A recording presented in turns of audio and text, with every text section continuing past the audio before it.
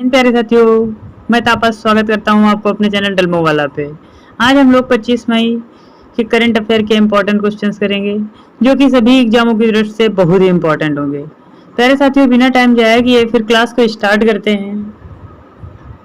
Question number 1 दिया गया है, विश्व आर्थिक फोरम के यात्रा और पर्यटक विकास सूचकांक 2024 में भारत किस स्थान पर है। प्यारे साथियों, फोरम और यात्रा के पर्यटक सूचकांक में भारत जो है 39वें स्थान पर रहा है 2024 में। ये ऑप्शन इसका सही आंसर हो जाएगा।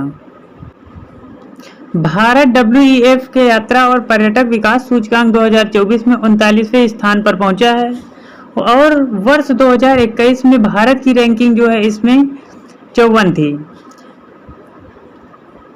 जारी करता है विश्व आर्थिक फोरम यानी WEF, America, Spain, Japan. Bharat दक्षिण एशिया और निम्न मध्यम आय वाली अर्थव्यवस्था में सर्वोत्तम स्थान पर है इसमें। अगला क्वेश्चन दिया गया है, हाल ही में एलन मस्क ने यानी एलियन मस्त आदमी है यानी एलन मस्क ने किस देश में स्टारलिंक सेवा का उद्घाटन किया है। तो हाल ही में प्यारे साथियों जो है इंडोनेशिया में एलन मस्क ने एक स्टारलिंक सेवा का उद्घाटन कर दिया है। आपके जो एलन मस्क हैं इन्होंने इंडोनेशिया में स्टारलिंक सेवा की शुरुआत की है और यह कहाँ की है, इंडोनेशिया के बाली के डेनपसार में। इसका लक्ष्य रहेगा इंडोनेशिया के दूरस्थ क्षेत्रों में विश्वसनीय इंटरनेट प्रदान करना, जिससे कि द्वीप समूह में लाखों लोग को लाभ हो सके। स्टारलिंक पहले से ही दक्षिण पूर्व एशिया और मलेशिया और फिलीपींस में उपलब्ध है। इंडोनेशिया की बात आए तो इंडोनेशिया से इंपॉर्टेंट पॉइंट डिस्कस कर लेते हैं कि राजधानी इंडोनेशिया की है नूर संतारा जकार्ता। मुद्रा यहाँ की है इंडोनेशिया और यहाँ के राष्ट्रपति की बात करें तो प्रोबो सुबियांतो यहाँ के राष्ट्रपति हैं। अगला क्वेश्चन दिया गया है कि हाल ही में ईरान के कार्यवाहक राष्ट्रपति कौन बनाए गए हैं।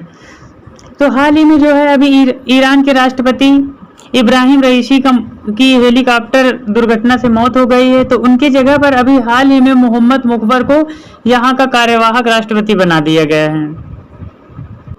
ईरान की बात करें तो ईरान के प्रथम उपराष्ट्रपति मोहम्मद मुकबर को देश का कार्यवाहक राष्ट्रपति अभी हाल ही में चुन लिया गया है और खामेनी ने संदेश के 5 दिन तक शोक मनाए जाने की घोषणा की है। यानी ईरान के राष्ट्रपति इब्राहिम रईसी की मृत्यु पर ईरान में 5 दिन का शोक मनाया गया है।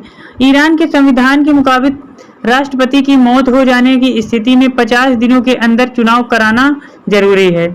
ऐसे में कार्यवाहक राष्ट्रपति बनाए गए मोहम्मद मुकबर केवल 50 दिनों तक ही इस पद पर बने रहेंगे, यानी राष्ट्रपति के पद पर बने रहेंगे।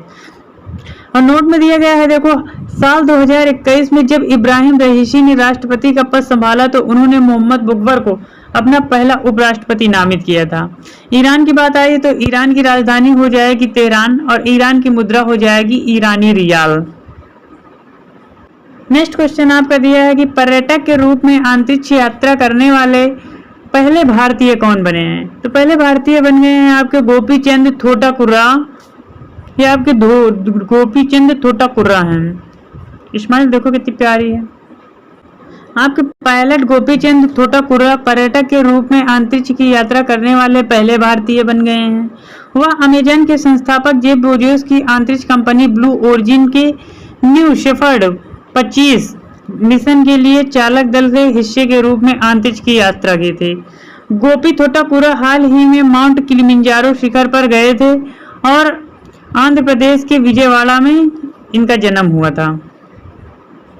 अगला क्वेश्चन दिया गया है कि वित्तीय वर्ष 2024 में व्यवसाय वृद्धि में PSU बैंकों में निम्नलिखित में से कौन सा शीर्ष स्थान पर रहा है। तो बैंक ऑफ महाराष्ट्र आपके शीर्ष स्थान पर रहा है PSU में। Bank of Maharashtra top among PSU bank in business growth in PY24। वित्तीय वर्ष 2024 में व्यवसाय वृद्धि में PSU बैंकों में बैंक ऑफ महाराष्ट्र शीर्ष स्थान पर रहा है। बैंक ऑफ महाराष्ट्र ने टोटल बिजनेस ऑफ डिपॉजिट जुटाने के मामले में पब्लिक सेक्टर के सभी बड़े बैंकों को पीछे छोड़ दिया है। देश में कुल 12 सरकारी बैंक हैं। इनमें से 4 बैंक वित्त वर्ष 2023-24 में जमा में दोहरे अंक की वृद्धि दर्ज कर रहे हैं। Bank of Maharashtra, state bank of India और बैंक ऑफ इंडिया और केनरा बैंक, ये सीरीज से हैं। नेक्स्ट क्वेश्चन दिया गया है कि श्री रविशंकर को किस देश में भारतीय मूल की तमिलों के 200 वर्ष पूरे होने की स्मृति में पहला डाक टिकट प्राप्त हुआ है? तो ये जो है आपके श्रीलंका के थे, जिनको हाल ही में डाक टिकट प्राप्त हुआ है। श्री रविशंकर को श्रीलंका में भारतीय मूल के तमिलों के 200 वर्ष पूरे होने की स्मृति में पहला इनको डाक टिकट प्राप्त करा दिया गया है। यह टिकट श्रीलंका में भारतीय मूल के तमिलों IOT के 200 वर्ष पूरे होने के उपलक्ष्य में जारी किया गया है। इसका उद्देश्य रहेगा IOT समुदाय को पहचानना और सम्मान देना, जिससे दशकों से उपेक्षा का सामना किया जाए और श्री रविशंकर भारत के प्रसिद्ध एक आध्यात्मिक गुरु के रूप में जाने जाते हैं। तो यार देखो, आई है श्रीलंका की बात, तो हम श्रीलंका के इंपॉर्टेंट क्वेश्चन देख लेते हैं। श्रीलंका की राजधानी है कोलंबो, श्री जयवर्धनपुरे कोट्टे, और यहाँ की मुद्रा की बात करें तो श्रीलंकाई रुपया यहाँ की मुद्रा है। और श्रीलंका के राष्ट्रपति जो है रानिल विक्रमसिंघे, जबकि यहाँ के प्रधानमंत्री की बात करें तो दिनेश गुणवर्धने यहाँ के प्रधानमंत्री हैं। श्रीलंका और भारत के बीच में जो युद्ध अभ्यास हुए हैं उसमें एक मित्र शक्ति है, एक सिलिनेक्स है, ये 2 युद्ध अभ्यास हुए हैं। और श्रीलंका की लोकेशन जो है भारत के नीचे लटके हुए हैं। श्रीलंका का मैप कुछ इस प्रकार से है। नेक्स्ट क्वेश्चन दिया गया है, हाल ही में राष्ट्रीय आतंकवाद विरोधी दिवस कब मनाया गया है? तो हाल ही में विश्व आतंकवाद विरोधी दिवस 21 मई को मना लिया गया है। राष्ट्रीय आतंकवाद विरोधी दिवस यानी national anti terrorism day Bharat में पूर्व भारतीय प्रधानमंत्री राजीव गांधी की पुण्यतिथि के उपलक्ष्य में राष्ट्रीय आतंकवाद विरोधी दिवस मनाया जाता है। 21 मई 1991 को भारत के छठे प्रधानमंत्री राजीव गांधी की हत्या कर दी गई थी। इनका कार्यकाल जो रहा है 1984 से 1989 रहा है, और इन्हीं के याद में तब से जो है राष्ट्रीय आतंकवाद विरोधी दिवस के रूप में मनाया जाता है। नेक्स्ट क्वेश्चन दिया गया है कि हाल ही में माउंट एवरेस्ट को फतेह करने वाले सबसे तेज उम्रदराज भारतीय महिला कौन बनी है? तो हाल ही में भारतीय महिला बन गई है ज्योति रात्रे, जिन्होंने माउंट एवरेस्ट को फतेह किया है, सबसे उम्रदराज महिला बन गई हैं। हाल फिलहाल में पर्वतारोही ज्योति रात्रे माउंट एवरेस्ट को फतेह करने वाली सबसे उम्रदराज भारतीय महिला बन गई हैं। ये 55 वर्षीय रात्रे मध्य प्रदेश की रहने वाली हैं। इनमें से इससे पहले 19 मई 2018 को माउंट एवरेस्ट पर चढ़ने वाली भारत के सबसे उम्रदराज महिला 53 वर्षीय संगीता बहल थी, जबकि अब जो है ज्योति रात्रे 55 वर्षीय बन गई हैं, सबसे उम्रदराज महिला। और रात्रे का दुनिया की सबसे ऊंची चोटी पर चढ़ने का दूसरा प्रयास था।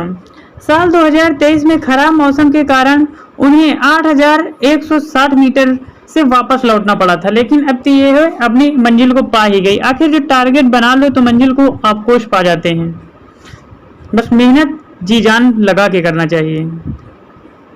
नेक्स्ट क्वेश्चन दिया गया है कि विश्व कछुआ दिवस कब मनाया जाता है? विश्व कछुआ दिवस जो है 23 मई को मनाया जाता है। प्यारे साथियों, प्रतिवर्ष 23 मई को विश्व कछुआ दिवस मनाया जाता है। इस दिन को मनाने के पीछे मुख्य उद्देश्य कछुओं और कछुओं के प्राकृतिक आवास के संरक्षण के बारे में जागरूकता को फैलाना है। वर्ल्ड टर्टल डे हर वर्ष 23 मई को मनाया जाता है। नेक्स्ट क्वेश्चन दिया गया है कि हाल ही में serum institute of India SII ने किस महाद्वीप के 7 से 8 देशों में मलेरिया वैक्सीन खुराक का पहला सेट भेजा है? तो हाल फिलहाल में जो है अफ्रीका में मलेरिया वैक्सीन का पहला सेट भेज दिया गया है। तो इससे इंपॉर्टेंट पॉइंट डिस्कस कर लेते हैं। सीरम इंस्टीट्यूट ऑफ इंडिया ने मलेरिया वैक्सीन खुराक का पहला सेट अफ्रीका भेज दिया है। सीरम इंस्टीट्यूट ऑफ इंडिया ने अफ्रीका के 7 से 8 देशों में R21 matrix M malaria vaccine के पहले सेट में शिपमेंट के साथ एक महत्वपूर्ण उपलब्धि हासिल की है।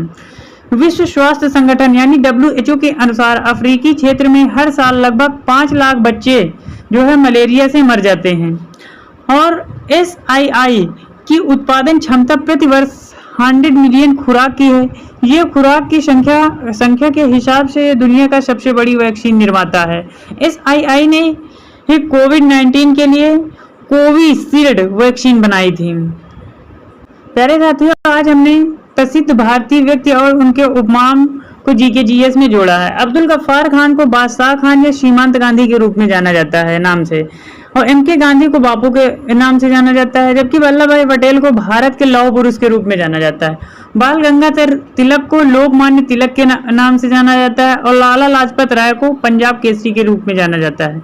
बिपिन चंद्र पाल की वहीं बात कर ले तो इन्हें बंगाल टाइगर के नाम से जाना जाता है, और सरोजिनी नायडू की भारत की कोकिला के नाम से जाना जाता है, जबकि दादा भाई नौरोजी को भारत के ग्रैंड ओल्ड मैन के रूप में जाना जाता है।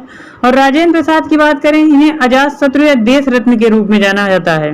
सीआर दास की बात करें तो सीआर दास को देश बंधु के नाम से जाना जाता है। और वहीं रविन्द्रनाथ टैगोर की बात कर ले, जिन्होंने गीतांजलि नामक पुस्तक 1913 ईस्वी में लिखी थी, उनका जो है यानी रविन्द्रनाथ टैगोर को विश्व कवि या कवि गुरु के रूप में जाना जाता है। प्यारे साथियों, आज का क्वेश्चन ऑफ द डे है कि हाल ही में किस देश ने भारत की नंदिनी डेयरी को T20 विश्व कप का आधारित प्रायोजक घोषित किया है? तो इसको आपको इस क्वेश्चन का आंसर जो है कमेंट में करके बताना है। प्यारे साथियों, आपको हमारे चैनल्स के वीडियो अच्छे लगते हैं तो चैनल को लाइक शेयर सब्सक्राइब जरूर करिएगा। Thank you for watching.